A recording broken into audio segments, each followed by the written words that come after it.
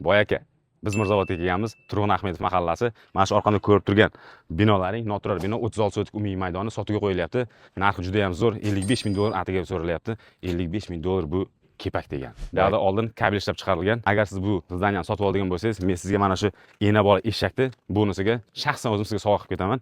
Egasi aytayapti, bu joy dedi oldin ishlab turgan dedi, yaxshi daromad keltirgan menga dedi. Hozirgi vaqtda bu o'z faoliyatini tugatgan, lekin sotuvga qo'yilyapti. Bu zdaniyamizda oldin kabel zavodi bo'lgan, ishlab chiqarish bo'lgan.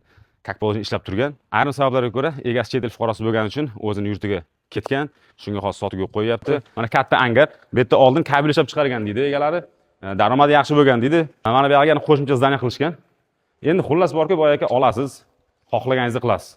Mana o'ng qo'lda qorovulxona qilib qo'ygan, mana yana bitta xona qilib qo'ygan. To'liq o'rab olingan.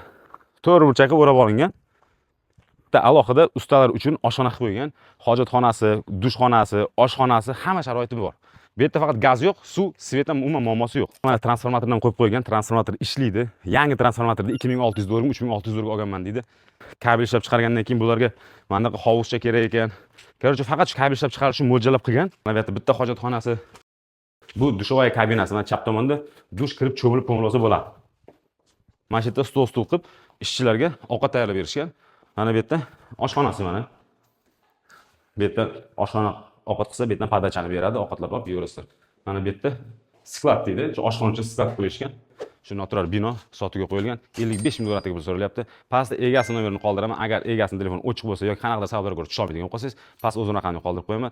Menga telefon qilsangiz yoki egasiga telefon qilsangiz, kelib turib ko'rsatib, egasini uchrashtirib barakasini qilib berasiz. Boy aka, orientirni tushuntirib o'tib ketaman. Mana shu yerda orqada 20 talik zapravka, Jizzax Samarqand yo'nalishi. Shunday Do'stlik kanalidan shunday o'tganingizda o'ng qo'lda birinchi ko'chaga kirasiz. 300 metrdan keyin o'sha zdaniyamiz tayyor kutib turibdi sizda.